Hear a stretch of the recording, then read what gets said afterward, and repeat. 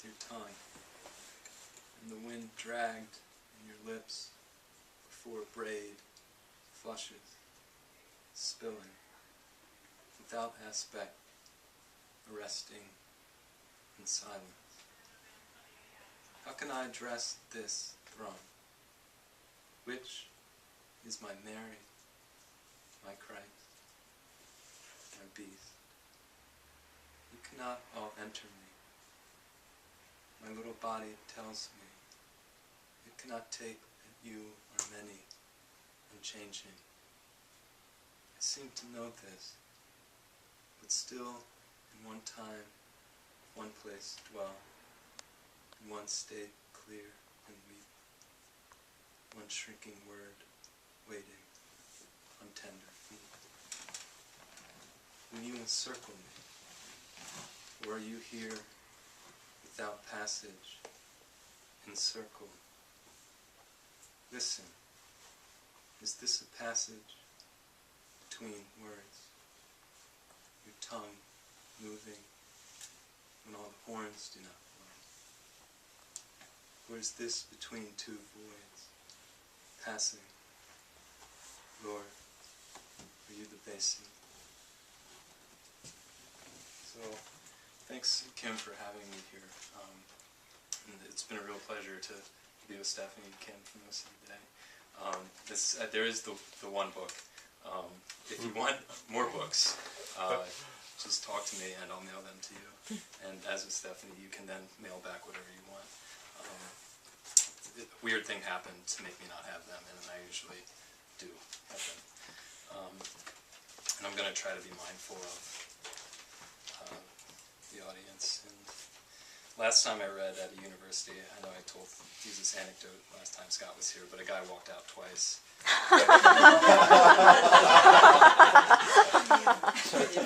Because of the content of the poems. So I'll be fishing around for things I can say.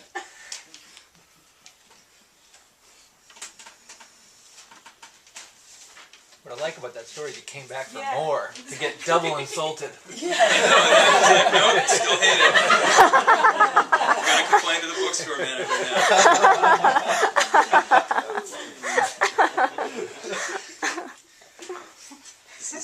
This is a new poem called Spring Dance. My family burns to win under the river. My mother, my father, laying on the lands, fragrance not here, grief shaping a circle sown in the soil's gliding, which each kid's feet dance in the wall. If Mike is required, dancing with her head mounted on his head, to decapitate Emily, beautiful and worthy, to gain his wife, then forever his wife toss the head to him. If Emily is required to decapitate Mike, beautiful and worthy, to gain her husband, then forever her husband will toss back to her, dancing, the head she mounts on her head, the jar, the bundle, the fire bush. I bring my lips to her head, and she vomits the veins of a young tree. Fruit, the foundation, the lips she brings to my head, red walls through that channel, long ghosts chalk.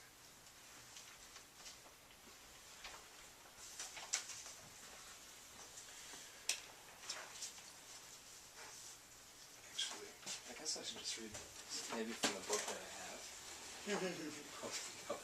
That's the only one. So I'm going to read a short section from this book, Pigafetta is My Wife. It requires a tiny bit of introduction, and I mentioned working with different mediums in the panel today, and this is one that works with the journal of Antonio Pigafetta, who is Magellan's navigator for his circumnavigation of the world, which went really poorly for Magellan because he was killed in the Philippines. And it's important because they discovered that there is a globe, and with the globe you can have things like globalism. And it's also letters to my partner Cheryl, mixed in with those.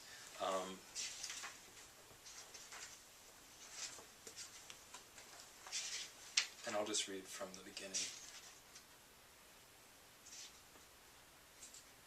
On the first island, no stream or spring, only one tree, and only one cloud. They drink deeply from leaves and branches, men and animals. We come to the port, they think we bring rain, we are praised. On the last island, teeth falling out, burying more dead in relentless meridian light. We come to the port, they steal our skiff and other small things. I am Pigafetta. I serve Magellan.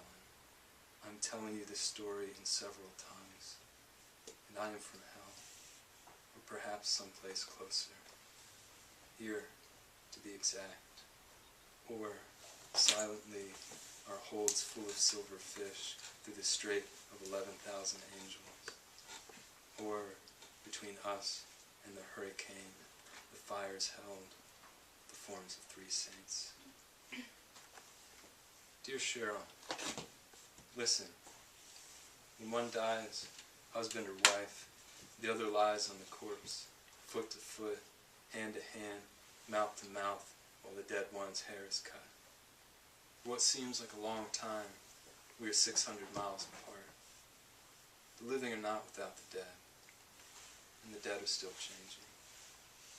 I think you climb a chair to hang heavy drapes across a doorless doorway, and reaching up, I think your head and shoulders tilt backwards, and, by these increments, you are closer to me in the pale mirror, set a camphor, set a clove. On the 8th of September, we dropped anchor in Seville, shooting all the artillery, giving thanks to God in our shirts, barefooted, torches in hand.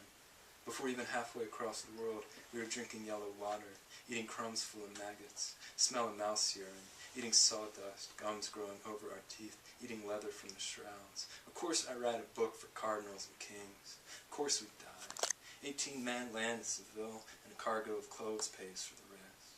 When we throw Christians into the sea, they sink face up, and Indians face down. The cross rises, our bodies sow the world around. So they're 16th century politics, we're not progressive.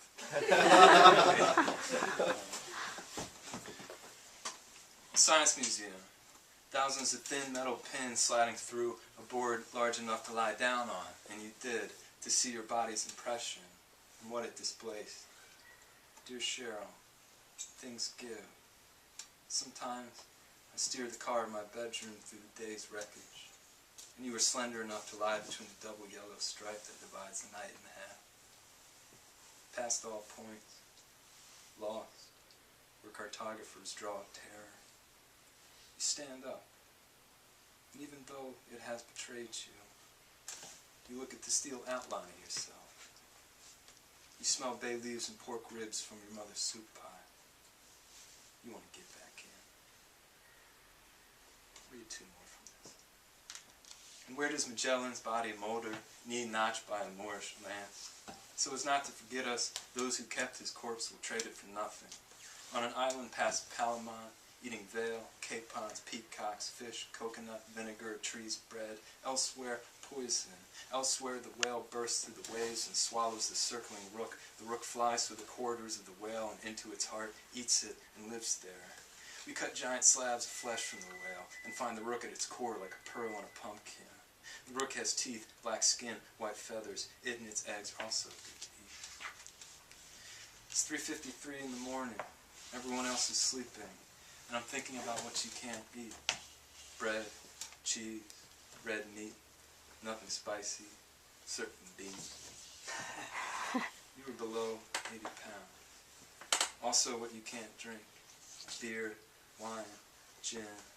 The satellite pivots in its celestial arc. Never mind cigarettes. If we are sick, we should say so. am bad at this. 3 drinks isn't cause for alarm. Dear Cheryl, things can get pretty crappy. I mean, with your body. But if, in the Indiana night, you raise your cup, I might be sleeping. And somewhere, a chrysanthemum blossom sails across a bowl of milk.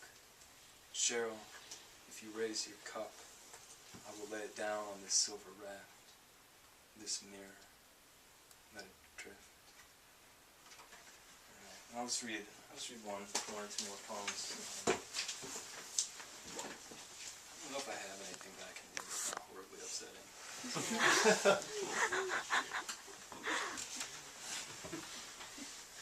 Okay, I know what I'll do. I have some new poems. I've been visiting utopias, utopic communities in upstate New York. That sprang from the Transcendental movement there. And some of them are gone, like the Mormons. But some of them are still there. Like there's an entire community full of registered clairvoyants. And so everyone there can have congress with the dead. So if you have a question, you can go talk to them. Who did they register with? Exactly. The board, I don't know, themselves, I think. Yeah, but you can't be there unless you're a registered clairvoyant. I mean, in theory, they know if you're actually clairvoyant. Yeah, right. Right, yeah. And there'll be like ones from like Staten Island who join the community who are like, I see a ghost behind you. It's a cop. You know any cops? Like, I don't have any poems about that one yet. just from the other utopic communities. Okay.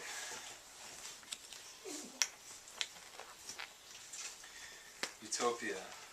Love is a fountain. How could the news come? We drove with my second cousins to the orchards at the feet of the Catskills.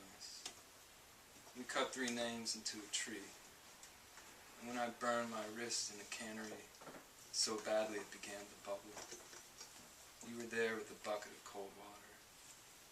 Among the tons of softening apples, you smelled like cinnamon burning. That night, I watched you play the piano with Jamie and Evan, who were both, at some point, your lovers. My heart was in such a confusion. Their bows drawing diagrams in the air.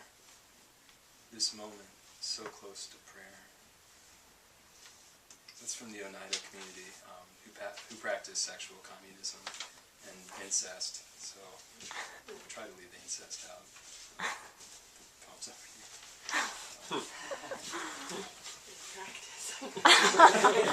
I know. Free love sounds great, and then you're like, oh, Uncle boning.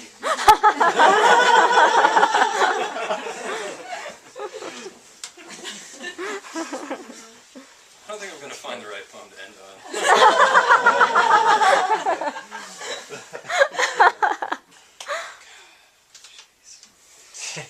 Alright, I'll just read a last Utopia poem. Utopia, love and nobody. How could the news come? After 12 years eating alone at the long table, after the 2 German boys moved the desk with the charter and trade books, and the ledger of members rounding toward completion, only my own name reads unresolved.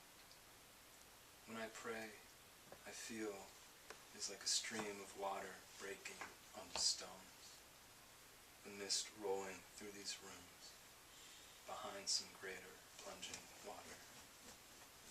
The boys couldn't fly past my gate fast enough. No one could tell me Ian Henry had died, or that I was the last lock between perfection and this world.